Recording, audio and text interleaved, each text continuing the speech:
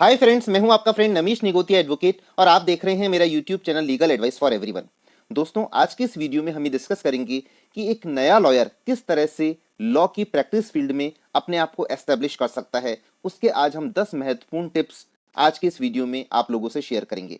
दोस्तों, लॉ की फील्ड हमेशा से एक चैलेंजिंग फील्ड रही है और इसमें अपने आप को प्रैक्टिस में एस्टेब्लिश करना एक बहुत बड़ा चैलेंज रहा है। मैं ऐसा तो नहीं कह सकता कि एक नए लॉयर के लिए ये बहुत ज़्यादा डिफिकल्ट काम है, लेकिन यदि वो कुछ टिप्स को फॉलो करे तो सर्टेनली वो बहुत जल्दी एस्टैब्लिश हो सकता है। फ्रेंड्स, एक फर्स्ट जनरेशन लॉयर, इसका मतलब जो अपनी फैमिली में पहला वकील है, उसके लिए अपने आप को एस्टैब्लिश करना एक डबल चैलेंजिंग टास्क है। यदि वो सेकंड या थर्ड जनरेशन है तो उसके लिए अपने आप को एस्टैब्लिश करना आसान होता है, क्योंकि उसकी फैमिली में ऑलरेडी गाइड्स होते हैं, उसकी फैमिली में लाइब्रेरी होती है, उसके ऑफिस में चैम्बर होता है, क्लाइंट्स होते हैं, फाइल्स होती है, कोर्ट में एक रेपुटेशन होती है, कॉन्टैक्ट्स होते हैं। लेकिन एक फर्स्ट जनरेशन लॉयर के लिए अपने आप में एक चैलेंज है, तो वो इन 10 टिप्स को यदि फॉलो करे तो सर्टेनली वो कंपैरेटिवली जल्दी लीगल फील्ड में एस्टैब्लिश हो सकता है। तो पहली फील्ड है चूजिंग अ फील्ड। वो किस फील्ड में जाना चाहता है, civil, criminal, writ, revenue, banking या एमएससीटी। और इसकी फील्ड को चूज भी उसको अपनी फैमिली के बैकग्राउंड के अनुसार करना चाहिए। यदि वो एक बिजनेस फैमिली से है तो वो सिविल केसेस या सिविल केस लॉ की फील्ड को चूज कर सकता है। यदि उनके ज्यादा सर्विस में है तो वो सर्विस रिट्स को चूज कर सकता है। यदि वो कृषि बैकग्राउंड से है तो रेवेन्यू फील्ड को चूज कर सकता है। ज्यादा कॉन्टैक्ट्स उनके बैंकिंग साइड में है तो बैंकिंग और एमएससीटी को चूज कर सकता है। फिर भी मेरा सजेशन है कि वो मिसलेनियस फील्ड को स्टार्टिंग में चूज करना चाहिए, कि जहां पर सभी तरह के केस लॉज उसको सीखने को मिले।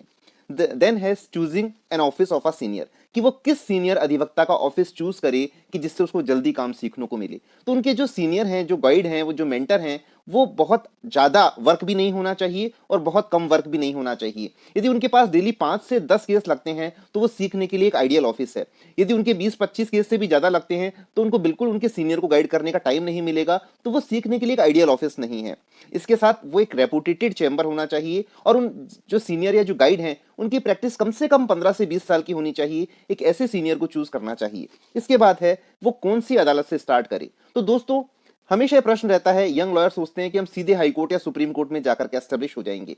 तो मेरा ये व्यक्तिगत मानना है कि एक यंग लॉयर को अपनी प्रैक्टिस की स्टार्टिंग कुछ ईयर्स, चाहे वो बाद में किसी भी अदालत में प्रैक्टिस करे या सभी में प्रैक्टिस करे, पर कुछ साल, 1 2 3 साल उसको सेशन कोर्ट में ही बिताने चाहिए और वहां का कंप्लीट प्रोसीजरल लॉ उसको सीखना चाहिए। सेशन कोर्ट हर चीज की एक बेसिस है, डिस्ट्रिक्ट एंड सेशन कोर्ट। तो जब तक नींव मजबूत नहीं होगी वो आगे जाकर के अपने आप को इतना अच्छा एस्टेब्लिश नहीं कर पाएंगे। इसके बाद है regularity in court and chamber of senior. एक नए लॉयर को प्रतिदिन बिना कोई एब्सेंट हुए कोर्ट में जाना चाहिए और अपने सीनियर के ऑफिस में जाना चाहिए। वहां पर यह देखना चाहिए कि सीनियर किस तरह से क्लाइंट से इंटरेक्ट होते हैं, सीनियर किस तरह से केसेस को प्रिपेयर करते हैं, सीनियर किस तरह से जजमेंट्स को सर्च करते हैं। इसी प्रकार कोर्ट में सीनियर के साथ रह करके कोर्ट क्राफ्ट सीखना चाहिए। वो कैसे जज साहब को एड्रेस करते हैं, कैसे क्लर्क से या रीडर से बात करते हैं, कैसे अदर लॉयर्स के साथ इंटरेक्ट होते हैं। इन सब आर्ट्स को एक जूनियर एडवोकेट को सीखना चाहिए। फिर आता है प्रॉपर यूनिफॉर्म पहननी चाहिए कोर्ट में।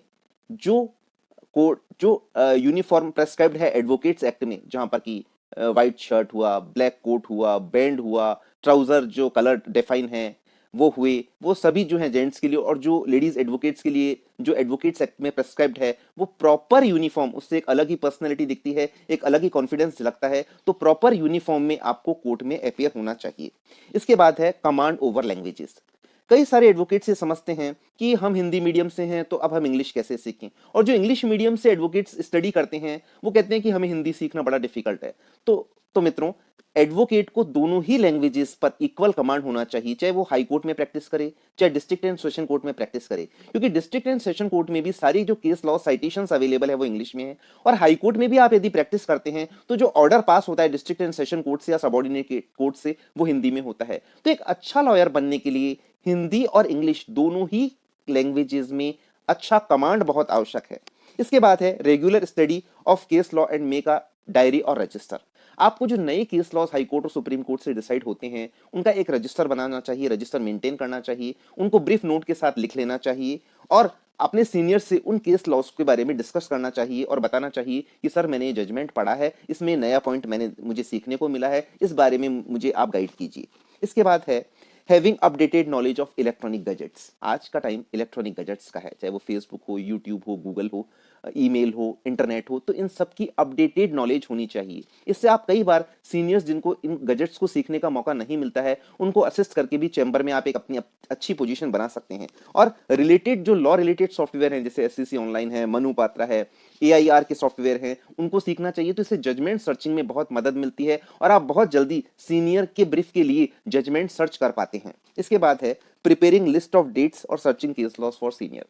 जो केस सीनियर आपके नेक्स्ट डेट पर आर्गुमेंट करने वाले हैं, उसकी एक लिस्ट ऑफ डेट्स और ब्रीफ सिनॉप्सिस बना करके, उसका जो मैटर का क्रक्स है वो बना करके आप सीनियर की टेबल पर उस ब्रीफ के साथ रख दीजिए। और साथ में जो जो रेलेवेंट केस लॉज हैं उनको भी आप सर्च करके सीनियर की टेबल पर रख दीजिए, उन बुक्स को भी। तो सीनियर बहुत इंप्रेस होंगे, वो समझेंगे कि जूनियर जो है ये बहुत इंटरेस्ट लेता है और इससे आपको ब्रीफ प्रिपेयर करना आएगा, आपको केस लॉ को तैयार करना आएगा कि केस लॉ को प्रेजेंट करते समय किन किन बातों का ध्यान रखना चाहिए। इसके बाद लास्ट है आर्ग्यूमेंट इन कोर्ट।